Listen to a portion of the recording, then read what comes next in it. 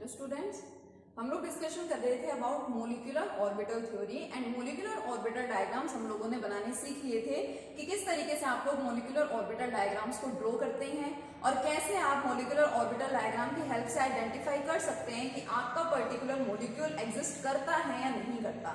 अगर एग्जिस्ट करता है तो उसकी स्टेबिलिटी क्या है, उसका मैग्नेटिक कैरेक्टर क्या होगा, ये सारी चीजें हम लोग मोलिकुलर ऑर्बिटल डायग्राम्स की हेल्प से समझ रहे थे। अब उसमें मैंने आपको बताया था कि एटॉमिक ऑर्बिटल्स कंबाइन होकर के मोलिकुलर ऑर्बिटल्स की फॉर्मेशन करते हैं। जितने एटॉमिक ऑर्बिटल्स कंबाइन हुए उतने ही मोलिकुलर ऑर्बिटल्स की भी फॉर्मेशन होती है। जनरली हम लोग क्या केस लेके चलते हैं, मोलिक्यूल्स की फॉर्मेशन पढ़ रहे हैं तो दो एटॉमिक ऑर्बिटल्स कंबाइन हो गए और वो कंबाइन होकर के दो मोलिकुलर ऑर्बिटल्स की ही फॉर्मेशन करवा रहे थे और उन मोलिकुलर ऑर्बिटल्स को हम लोगों ने क्या बोला था, bonding molecular orbital, BMO represent कर दिया, bonding molecular orbital and second one anti bonding molecular orbital. ये दो थे। अब हम लोगों को सबसे पहले ये समझना है कि ऐसा क्या वहां पे होता है कि कौन सी कंडीशन अराइज हो जाती है जिसकी वजह से बॉन्डिंग मोलिकुलर ऑर्बिटल बने, या कौन सी कंडीशन अराइज होती है जिसकी वजह से एंटी बॉन्डिंग मोलिकुलर ऑर्बिटल बन जाता है। तो इसको हम लोग कैसे समझ सकते हैं।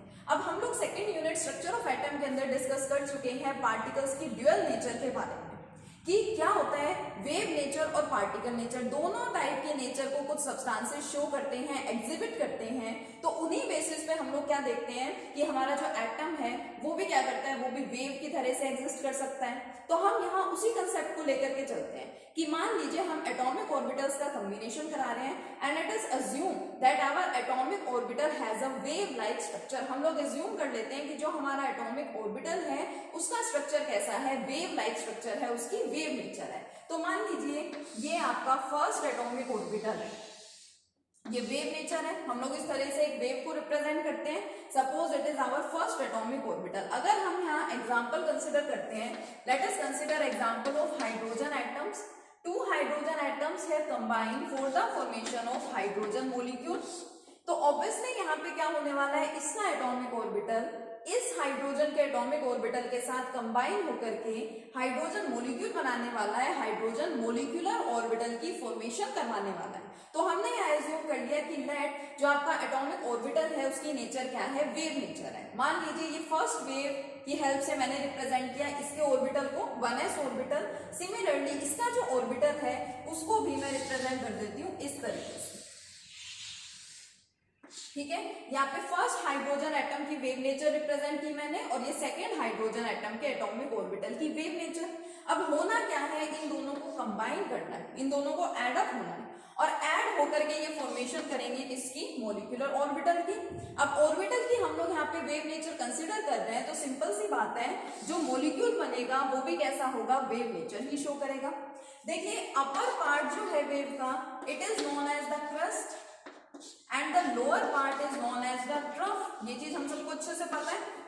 अब हम यहाँ पे क्या कर रहे हैं, what we are doing here, we are combining these two atomic orbitals. तो इस पार्ट के अंदर ये वाला पार्ट क्या हो जाएगा, कंबाइन होगा, एड अप होगा। तो उसकी वजह से जो क्रस्ट है उसका एम्पलीट्यूड थोड़ा सा बढ़ जाएगा। कैसे, ये देखिए ये इसका एम्पलीट्यूड, ठीक है, इसका एम्पलीट्यूड इतना है। इन दोनों को जब आप लोग ऐड करने लगेंगे, कंबाइन करने लगेंगे, तो ये एक दूसरे में ऐड अप होकर के और बड़े बन जाएंगे। इनका एम्पलीट्यूड क्या हो गया, देखिए यहाँ पे इंक्रीज हो गया। सिर्फ क्रस्ट के केस में ऐसा नहीं, ट्रफ के केस में भी ये इसका एम्पलीट्यूड है, ये इसका एम्पलीट्यूड है। दोनों आप लोगों को ऐड करवाने हैं तो उसका एम्पलीट्यूड क्या हो जाएगा, बेसिकली यहाँ पे इंक्रीज हो गया। एंड सिमिलरली हियर, तो इस टाइप का जो ऑर्बिटल है जिसकी फॉर्मेशन इस टाइप के वेव्स से हुई है, इस टाइप के वेव्स को बोला जाता है वेव्स इन फेज। ये जो वेव्स हैं ये क्या है, ये एक फेज के अंदर है। इन फेज का मतलब कि अगर वो देखने में आपको एक जैसी ही दिखाई दे रही है, इसका क्रस्ट ऊपर है, इसमें भी ऊपर आपने दिखा रखा है, इसी तरह से आपने रिप्रेजेंटेशन किया, दोनों को एड अप किया, एम्पलीट्यूड इंक्रीज हो गया और ये जो आपका मोलिकुलर ऑर्बिटल यहाँ पे बनता है, this resulting molecular orbital is known as the bonding molecular orbital. तो बॉन्डिंग मोलिकुलर ऑर्बिटल की फॉर्मेशन कैसे होती है, इसकी कंडीशन तो हम लोगों ने देख ली कि when two waves in phase combine with each other, जब दो वेव्स हैं वो इन फेज हैं, सेम फेज में है, एक दूसरे के साथ कंबाइन होती है, तो जिस तरह के मोलिकुलर ऑर्बिटल की वो फॉर्मेशन कराती हैं, उस मोलिकुलर ऑर्बिटल को हम लोग बोल देते हैं bonding molecular orbital. Now what about anti bonding molecular orbital? अब आप लोगों ने वेव को ऐसे रिप्रेजेंट किया, जरूरी तो नहीं है आप हमेशा ऐसे ही रिप्रेजेंट करते हैं, मींस वेव को रिप्रेजेंट करने का एक मेथड ये भी होता है कि आप इसको ऐसे बनाइए, नीचे से बनाना स्टार्ट कर दीजिए, ठीक है। ये भी क्या है, आपकी वेव ही तो है। अपवर्ड पोर्शन आपका क्रस्ट हो गया एंड डाउनवर्ड्स क्या हो गया, ट्रफ हो गया। डिफरेंस यहाँ पे क्या है कि इधर देखिए, रिप्रेजेंटेशन देखिए, फर्स्ट वेव की कैसी है और सेकंड वेव की कैसी है। इस टाइप की वेव्स को हम लोग बोलते हैं वेव्स आउट ऑफ फेज। क्या है ये? These are the waves out of phase. Out of phase का मतलब कि डिफरेंट है, ठीक है, एक दूसरे के जैसे नहीं है देखने में। अब जब इस टाइप की वेव्स कंबाइन होंगी तो देखिए यहाँ पे क्या बनेगा।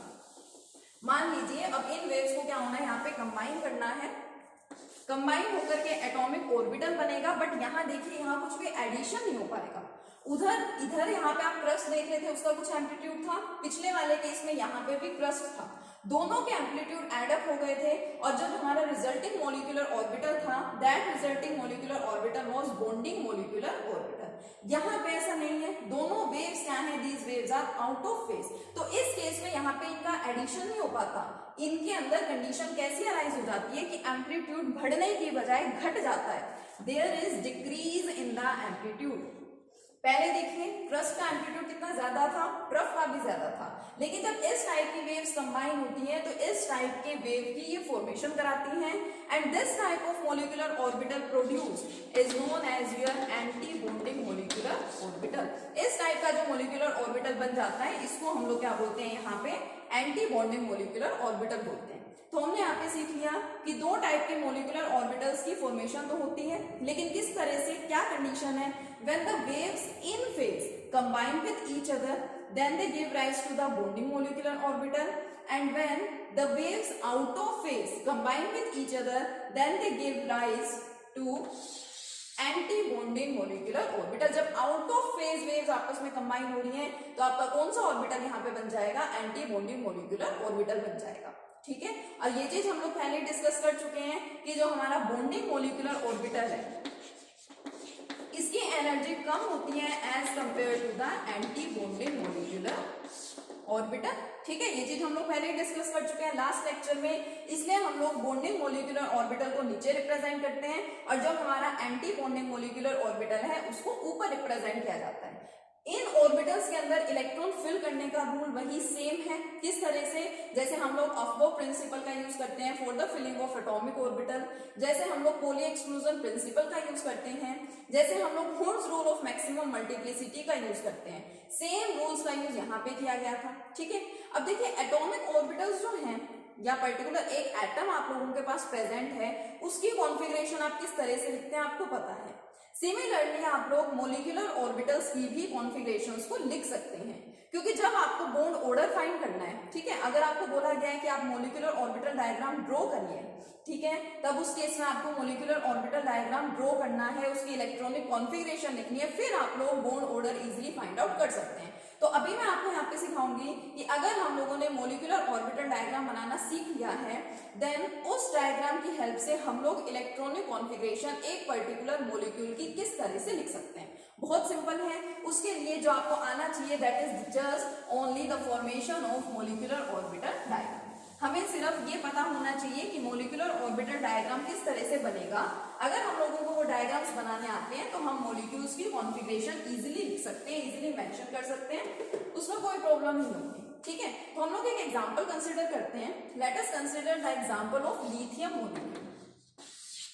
मान लीजिए मैंने लिथियम मॉलिक्यूल का एग्जांपल कंसीडर किया। Lithium molecule is produced by combining two lithium atoms. दो लिथियम एटम यहाँ पे क्या होंगे, कंबाइन होंगे। इसका एटॉमिक नंबर 3, इसका एटॉमिक नंबर 3, कॉन्फ़िगरेशन दोनों की सेम ही रहने वाली है। यहाँ पर फर्स्ट लिथियम एटम, इसकी configuration I am writing here 1s2 2s1, ठीक है। Similarly for second lithium atom it's configuration is also 1s2 and 2s1। अब होना क्या है यहाँ पे, these atomic orbitals What type of atomic orbitals? 1s and 2s orbitals, यही तो यहाँ पे प्रेजेंट है। ये एटॉमिक ऑर्बिटल्स आपस में कंबाइन होंगे and these will gives rise to the molecular orbitals. जितने एटॉमिक ऑर्बिटल्स कंबाइन होंगे उतने ही मोलिकुलर ऑर्बिटल्स की फॉर्मेशन होनी है, ये हमको अच्छे से पता है। It is the rule, it is the main key point of the molecular orbital theory. तो देखिए, अब मान लीजिए कि आपका फर्स्ट लिथियम एटम एंड उस फर्स्ट लिथियम एटम का 1s ऑर्बिटल, ये आपका सेकेंड लिथियम एटम और ये सेकेंड लिथियम एटम का 1s ऑर्बिटल, दोनों को कंबाइन होना है for the formation of molecular orbital. तो ये आपका मोलिकुलर ऑर्बिटल बन गया, ठीक है। डायग्राम सबको बनाने आ ही गए हैं आप, ये बन गया। अब इसमें देखिए 1s 2 इलेक्ट्रॉन्स है, यहाँ पे भी 2 इलेक्ट्रॉन्स, तो 1s2 and 1s2 atomic orbital. Similarly next atomic orbital here is 2s, यानी 2s ऑर्बिटल भी आप लोगों के पास प्रेजेंट है। ये 2s orbital first lithium atom का और ये 2s ऑर्बिटल आपके सेकेंड लिथियम एटम का, और 2s के अंदर only 1 electron is present. 2s orbital में सिर्फ एक इलेक्ट्रॉन यहाँ पे प्रेजेंट है, तो हम इसको रिप्रेजेंट कर देंगे, ये आपका 2s orbital, 1 electron and 1 electron. अब ये दोनों भी कंबाइन होंगे for the formation of molecular orbital, तो ये मोलिकुलर ऑर्बिटल बन गया, ठीक है। अब हमारा नेक्स्ट पॉइंट क्या रहता है कि हम लोग इलेक्ट्रॉन्स को यहाँ पे कंबाइन करके लिखें, कि सिंपल सी बात है बेटा, एक लिथियम एटम के अंदर प्रेजेंट है 3 इलेक्ट्रॉन्स, आपके सेकेंड लिथियम एटम के अंदर भी प्रेजेंट है 3 इलेक्ट्रॉन्स, टोटल यहाँ पे कितने इलेक्ट्रॉन्स है लिथियम मॉलिक्यूल के केस में 6 इलेक्ट्रॉन्स, यानी कि हमें यहाँ पे 6 इलेक्ट्रॉन्स की फिलिंग करनी है। 6 इलेक्ट्रॉन्स को कैसे फिल करें, रूल अपने फॉलो करेंगे। सबसे पहले 2 इलेक्ट्रॉन्स यहाँ जाएंगे, इसको बड़ा बना दो थोड़ा सा, ठीक है। 2 इलेक्ट्रॉन्स यहाँ पे गए, 4 एंड 6 बन गया, लिथियम का मॉलिक्यूलर ऑर्बिटल डायग्राम बन गया। लेकिन अब ये कंप्लीट नहीं है, इसमें आपको मेंशन करना है where is your bonding molecular orbital and where is anti bonding molecular orbital. ये आपका बॉन्डिंग है, it is sigma 1s and it is sigma star 1s, ये सिग्मा 2s हो गया and it is sigma star 2s, this orbital is empty है। अब देखिए, आपको इलेक्ट्रॉनिक कॉन्फ़िगरेशन लिखनी है, लेकिन फिर से अपना वही मेन पॉइंट ध्यान रखिएगा कि we are talking here about the molecule, not about the particular atom. यहाँ हम लोग मॉलिक्यूलर ऑर्बिटल डायग्राम्स बना रहे हैं, मॉलिक्यूल्स की बात कर रहे हैं, पर्टिकुलर एटम की बात नहीं कर रहे। तो इलेक्ट्रॉनिक कॉन्फ़िगरेशन भी आप कहाँ पे लिखेंगे, इनको देखते हुए, ठीक है। इलेक्ट्रॉनिक कॉन्फ़िगरेशन आप कैसे लिखेंगे, इनको छोड़ दीजिए, एटॉमिक ऑर्बिटल्स का काम यहाँ पे नहीं है, इलेक्ट्रॉनिक कॉन्फ़िगरेशन इनकी हेल्प से हम लोगों को लिखनी है। तो सबसे पहले देखिए, आपने इलेक्ट्रॉन कहाँ फिल किया, कि आपने लिथियम की कॉन्फ़िगरेशन लिखी थी, क्या लिखी थी आपने कॉन्फ़िगरेशन 1s2 2s1, क्यों, क्योंकि सबसे पहले आप लोगों ने इलेक्ट्रॉन 1s ऑर्बिटल में फिल किया था। यहाँ पे भी इलेक्ट्रॉन हम लोगों ने कहाँ फिल किया है, सिग्मा 1s में। तो देखिए इसकी कॉन्फ़िगरेशन कैसे लिखेंगे, सबसे पहले इलेक्ट्रॉन आया सिग्मा 1s में, तो लिख दो सिग्मा 1s। कितने इलेक्ट्रॉन्स आपने यहाँ फिल किए हैं, 2 इलेक्ट्रॉन्स, तो सिग्मा 1s2। जैसे आप 1s के ऊपर 2 लिखते हैं, similarly here sigma 1s2। Next आपने इलेक्ट्रॉन्स की फिलिंग कहाँ पे की, सिग्मा स्टार 1s, तो नेक्स्ट में क्या आ जाएगा, सिग्मा स्टार 1s2। उसके बाद सिग्मा 2s, उसमें भी 2 इलेक्ट्रॉन्स फिल्ड हैं, सिग्मा 2s2, ठीक है। अब नेक्स्ट हमें लिखने की जरूरत ही नहीं है, क्यों, क्योंकि इसके अंदर इलेक्ट्रॉन प्रेजेंट ही नहीं है। अब सिंपल सी बात है, 2s ऑर्बिटल है, होता तो 2p ऑर्बिटल भी है, लेकिन हम यहाँ पे 2p0 तो नहीं लिख देते, क्योंकि उसके अंदर इलेक्ट्रॉन प्रेजेंट नहीं है। तो जिस ऑर्बिटल में इलेक्ट्रॉन प्रेजेंट होता ही नहीं है, वो हमें मेंशन करने की रिक्वायरमेंट नहीं है, तो आपने ये लिख दिया सिंपल सा, it is the electronic configuration for lithium molecule. Lithium molecule की इलेक्ट्रॉनिक कॉन्फ़िगरेशन क्या है, ये है। अब अगर आप लोग यहाँ से बॉन्ड ऑर्डर फाइंड करना चाहते हैं, तो सिंपल सा है, अब आपको डायग्राम देखने की जरूरत नहीं पड़ेगी। बॉन्ड ऑर्डर मान लीजिए अगर आप लोगों को फाइंड आउट करना है, तो बॉन्ड ऑर्डर फाइंड करने का हमारे पास फॉर्मूला है। क्या फॉर्मूला है बॉन्ड ऑर्डर फाइंड करने का, I am writing here, bond order equal to half of NB minus NA। NB का मतलब मैंने आपको बता दिया था, number of electrons in bonding molecular orbital, and NA means number of electrons in anti bonding molecular orbital. तो यहाँ देखने की बजाय आप यहाँ से पता लगा लीजिए बॉन्डिंग कौन से है जिनके ऊपर स्टार नहीं लगा होता, या फिर आप बोल दें कि स्टार वाले आपके कौन से होते हैं, एंटी बॉन्डिंग मॉलिक्यूलर ऑर्बिटल्स। तो सबसे पहले आपको देखना है हाफ ऑफ कितने इलेक्ट्रॉन्स प्रेजेंट है बॉन्डिंग वालों में, तो ये दोनों बॉन्डिंग है, 2 electrons here and 2 here, total 4। Minus anti bonding में देखिए कितने हैं, ओनली 2। सोल्व कीजिए, क्या आएगा, हाफ ऑफ 2 इट मींस 1। इसका बॉन्ड ऑर्डर 1 आ गया। मैंने आपको बोला था अगर बॉन्ड ऑर्डर 0 या नेगेटिव आ जाता है इट मींस आपका मॉलिक्यूल एग्जिस्ट नहीं करता है, अदरवाइज वो एग्जिस्ट करेगा। तो यहाँ पे बॉन्ड ऑर्डर क्या आ गया, 1, it means your lithium molecule exist. आप लोगों से ये भी क्वेश्चन पूछे जाते हैं कि क्या ये मॉलिक्यूल एग्जिस्ट करता है या नहीं करता, तो ये मॉलिक्यूल एग्जिस्ट करेगा because here bond order is not equal to 0 और नेगेटिव। जो बॉन्ड ऑर्डर यहाँ पे आया है ना तो वो 0 के इक्वल है ना ही वो क्या है, नेगेटिव है। इट मींस आपका लिथियम मॉलिक्यूल क्या करता है, एग्जिस्ट करता है। तो ये आपका मॉलिक्यूलर ऑर्बिटल डायग्राम हो गया, ठीक है। जो आपके बनते हैं ऑर्बिटल्स, बॉन्डिंग बन रहा है या एंटी बॉन्डिंग बन रहा है, वो कैसे बनता है ये मैंने आपको बता दिया। अब वापस से याद रख लेंगे, एक बार वापस से आपको बता रही हूं, when waves in phase combine with each other then they give rise to bonding molecular orbital, and when waves out of phase combine with each other then they give rise to the anti bonding molecular orbital। और ये जो orbitals की हम लोगों ने combining कराई थी, combination कराया था, उसको एक रूल दे दिया गया, एक रूल के नाम से उसको जाना जाता है linear combination of atomic orbitals, LCAO, linear combination of atomic orbitals. हमने वहां एटॉमिक ऑर्बिटल्स का क्या करवाया था, लीनियर कॉम्बिनेशन ही कराया था, ठीक है। तो इस रूल के बेसिस पे वेव्स कंबाइन होती हैं and after combining they give rise to the molecular orbital, molecular orbital की वो फॉर्मेशन करा देते हैं, ठीक है। तो ये हमारा सिंपल सा हो गया मॉलिक्यूलर ऑर्बिटल थ्योरी का कंसेप्ट। अब हम लोग आयन सी में बात कर रहे थे, कटायन वाला ले रहे थे, अनायन वाला ले रहे थे, तो आप लोगों को अलग से डायग्राम्स बनाने की जरूरत नहीं पड़ती। अगर मैं आपको बोलूं कि लिथियम है आपके पास, एक लिथियम मॉलिक्यूल मैंने लिया और एक मैंने ले लिया Li2 पॉजिटिव, तो डायग्राम आपको मान लीजिए सिर्फ लिथियम का ही बनाना है, तो आप इस मॉलिक्यूल का सिर्फ डायग्राम बनाइए, इसका डायग्राम मत भी बनाओ अगर, तो भी आपको पता चल जाएगा इसके नेचर के बारे में, इसके बॉन्ड ऑर्डर के बारे में। कैसे, मैंने आपको कहा था अगर पॉजिटिव है, पॉजिटिव का मतलब एक इलेक्ट्रॉन का आपको रिमूवल करा देना है, तो सिंपल सी बात है वो इलेक्ट्रॉन रिमूव होगा कहां से, यहीं से रिमूव होगा। अब इस चीज को हम लोग डायग्राम में ना शो करके उसके इलेक्ट्रॉनिक कॉन्फ़िगरेशन में शो कर सकते हैं ना। ये जो मैंने इलेक्ट्रॉनिक कॉन्फ़िगरेशन लिखी है, this is the electronic configuration for lithium molecule. ये कॉन्फ़िगरेशन किसकी है, लिथियम मॉलिक्यूल की है।